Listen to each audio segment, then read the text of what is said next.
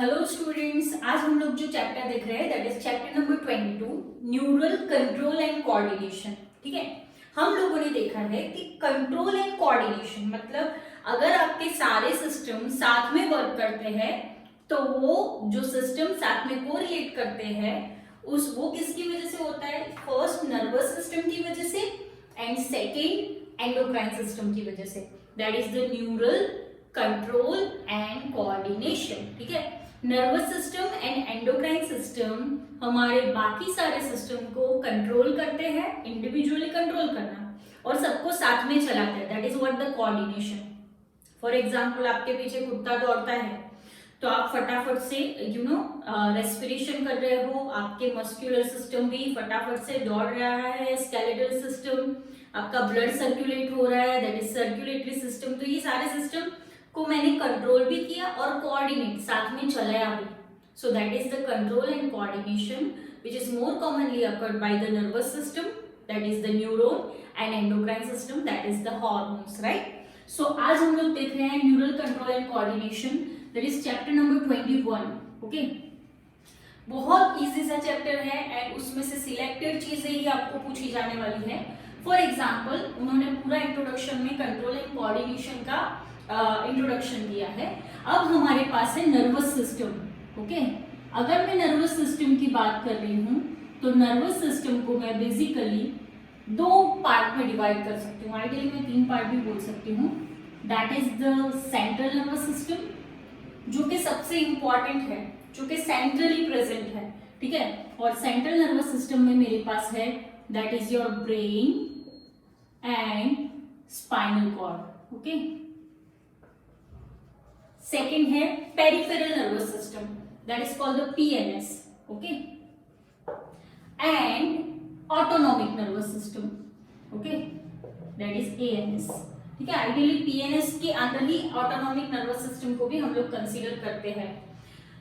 Peripheral nervous system के अंदर हमारे पास ब्रेन्स में से जो निकलती है that is called the cranial nerves. Okay, और अगेन स्पाइनल कॉर्ड में से निकलती है that is called the spinal nerves. Okay, imagine करो कि ये हम लोग बात कर रहे हैं ब्रेन की और ये स्पाइनल कॉर्ड है, that is the central nervous system. Brain में से जो नर्व्स निकलती है वो पूरी फोल्डेड रहती है, right. So that is called the cranial nerves, और स्पाइनल कॉर्ड में से जो नर्व्स निकलती है that is called the spinal nerves.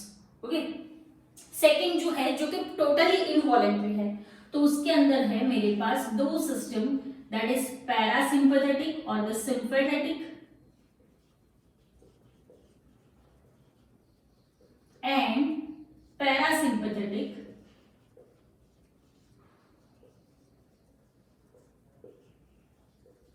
nervous system.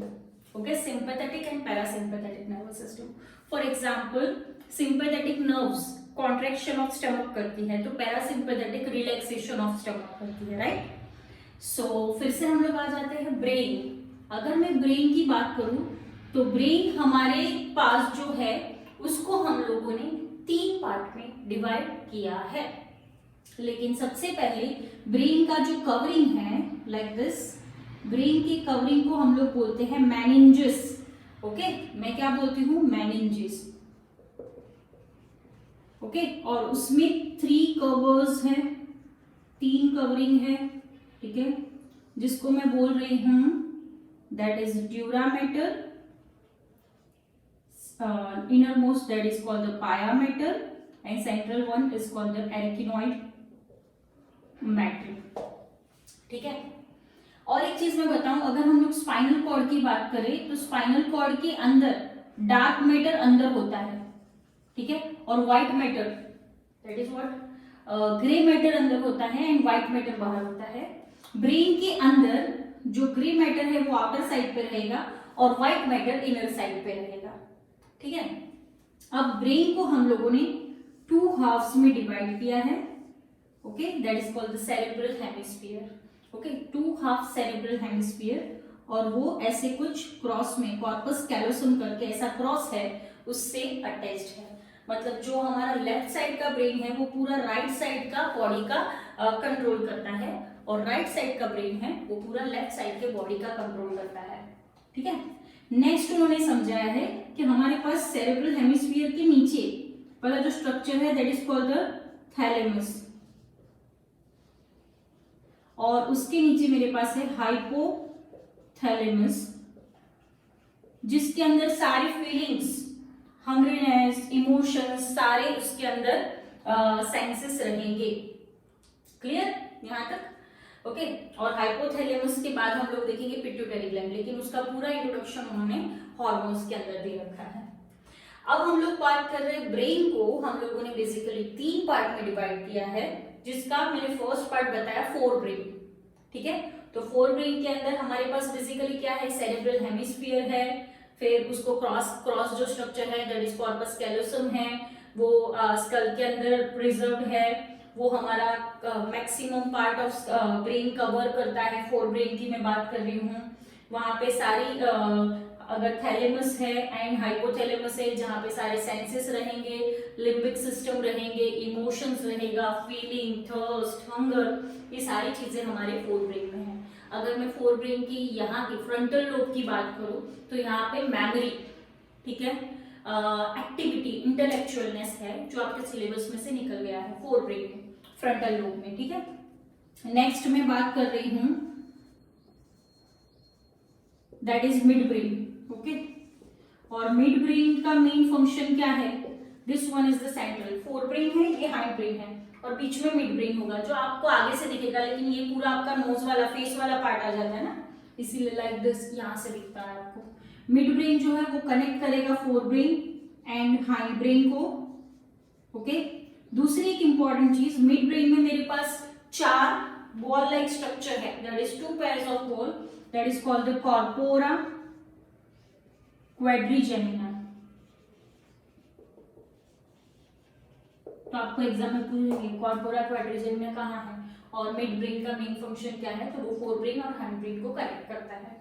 ठीक है, नेक्स्ट मैं बात कर रही हूँ हाइंड ब्रेन, जिसके अंदर बेसिकली मेरे पास 3 पार्ट है, और हाइंड ब्रेन आपको सब्जेक्टिव में क्वेश्चंस में पूछा जा सकता है, दैट इज योर पॉन्स और द सेरेबेलम। ये सेरेब्रम था, फोर ब्रेन में क्या था, सेरेब्रम, और द सेरेब्रल हेमिस्फीयर, यहाँ पे cerebellum, pons and pons varolii, okay, and medulla oblongata. Okay, cerebellum, अगर मैं बात कर रही हूँ सेरेबेलम, तो वो हमारी बॉडी के जेस्चर में, ठीक है, हेल्प करता है। अगर मैं यहाँ से स्ट्रेटली चल पाती हूँ, मैं प्रॉपरली हैंड राइटिंग कर पाती हूँ, that is because of cerebellum. अगर मैं पॉन्स की बात करूँ तो it helps in some aspects of respiration. ठीक है, मतलब रेस्पिरेशन के कुछ पार्ट पॉन्स वेरुलाई के कंट्रोल में है।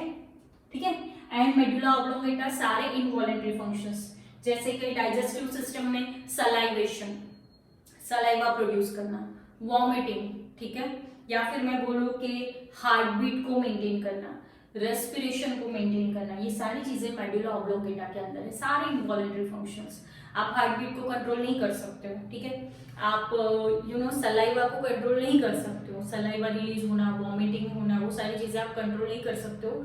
हार्ट बीट, ब्लड प्रेशर, वो सारी चीजें हम लोग इनवॉलेंटरी मेडुला ऑब्लोंगेटा में देखते हैं।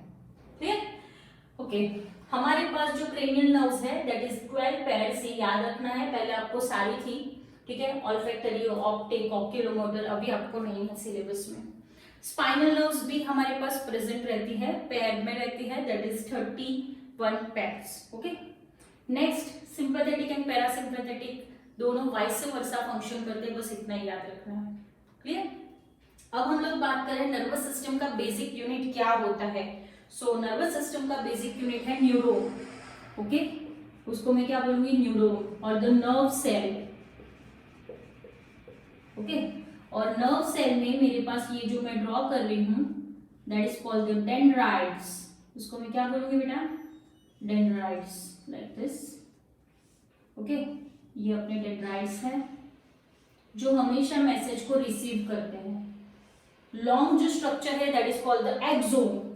ओके, और ये जो है this one is called the axonal terminal. ठीक है, ये भी एक नॉर्मल सेल से ही बना है। उस सेल की सेल मेम्ब्रेन को हम लोगों ने एलोंगेट किया है तो हमारे पास नर्व सेल बना है।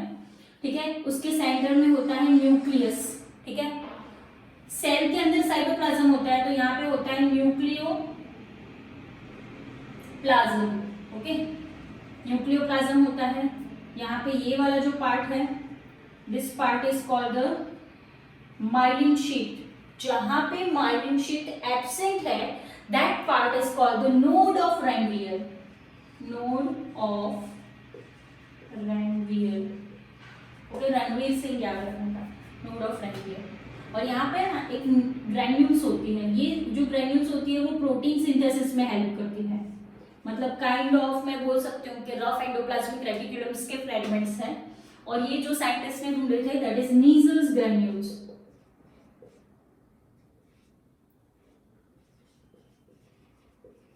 ये भी अपन को याद रखना है। ठीक है, हमेशा याद रखो डेंड्राइट्स में से मैसेज रिसीव करते हैं और एक्सोन में से हम लोग फॉरवर्ड करते हैं। अब ये फॉरवर्ड किया हुआ मैसेज जाएगा कहाँ? दूसरे डेंड्राइट्स में, दूसरे डेंड्राइट्स में। और ये दूसरा डेंड्राइट्स मतलब दूसरा नर्व सेल में बोल सकती हूँ। ठीक है, सो यहाँ पे जो मैसेज जाता है either in the form of electrical impulse और in the form of chemical impulse. अगर इलेक्ट्रिकल इम्पल्स से पास होता है तो ये दोनों के बीच का जो स्पेस है वो बहुत ही कम होता है। So that's why electrical impulse can easily jump from one neuron to another neuron. But when I am talking about the chemical impulse, ठीक है, तो इसमें पर्टिकुलरली एक केमिकल रिलीज होता है that is called the neurotransmitter. Okay, और वो है neurotransmitter that is acetyl कोलाइन। Okay, अब ये पूरा प्रोसेस कैसे होता है उसको हम लोग अच्छे से देखते हैं।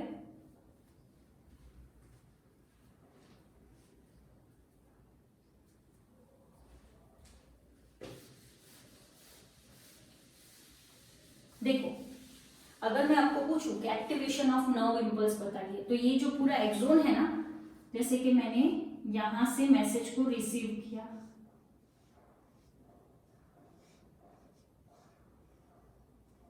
ठीक है, ये मैंने मैसेज यहां से रिसीव किया। अब ये रिसीव किया हुआ मैसेज पूरा न्यूक्लियोप्लाज्म में से रोटेट होके यहां आएगा, दैट इज एक्सोन। तो एक्सोन में ये क्या हुई, एक्सोन की membrane that is kind of plasma membrane. Okay, और यहाँ पे हमारे पास जो पंप होता है that is called the sodium potassium pump. यहाँ पे हमारे पास सोडियम पोटेशियम पंप रहता है। दिमाग में इतना फिट कर दो कि जब ये नर्व सेल में से मैसेज ट्रांसफर होता है, सो Na+ will be on the inner side, Na+ will be on the inner side and K+ will be on the outer side. Okay, जब नर्व सेल में से मैसेज ट्रांसपोर्ट होता है तो Na+ will be on inner side and K+ will be on the outer side.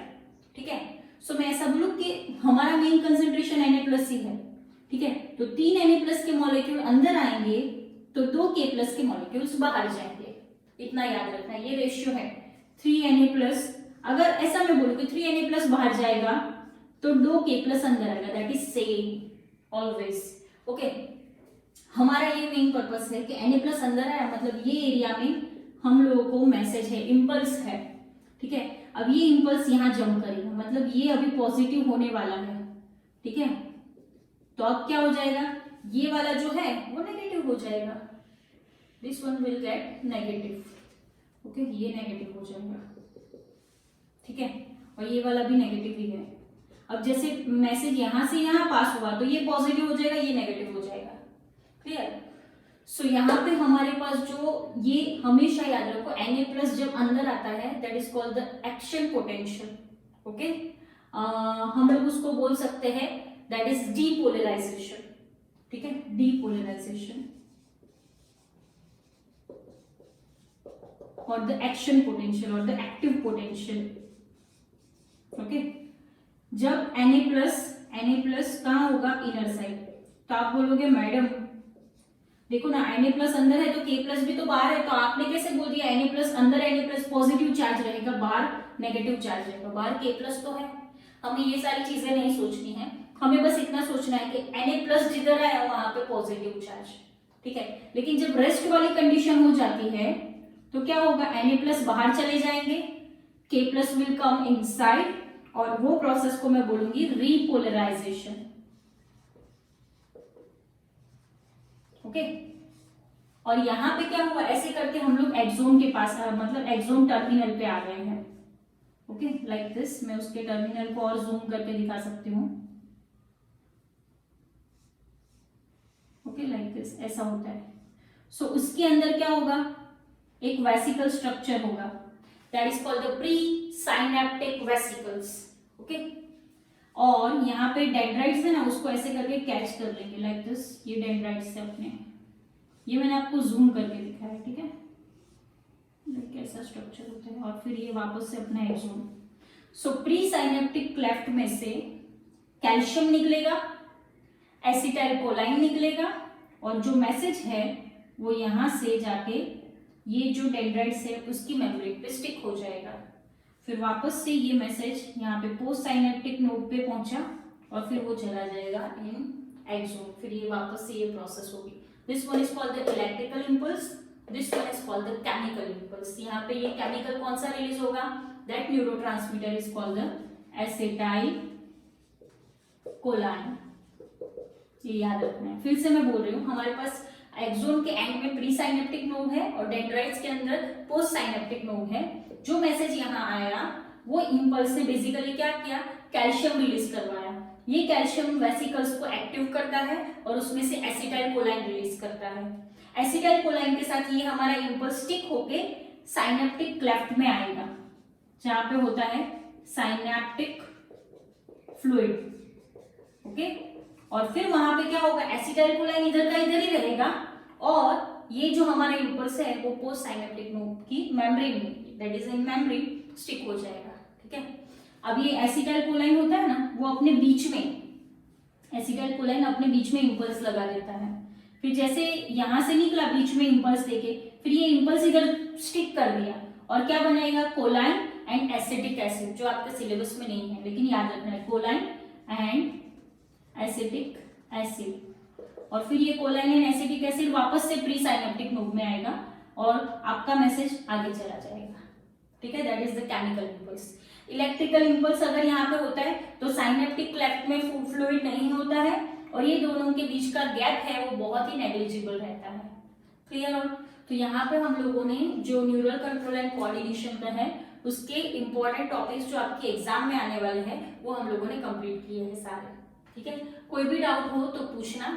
Next class में मैं आपको plant के हॉर्मोन्स कंप्लीट करवा दूंगी और उसके बाद एनिमल्स के हॉर्मोन्स, ठीक है, ह्यूमन के हॉर्मोन्स करेंगे अपन। Okay, thank you all.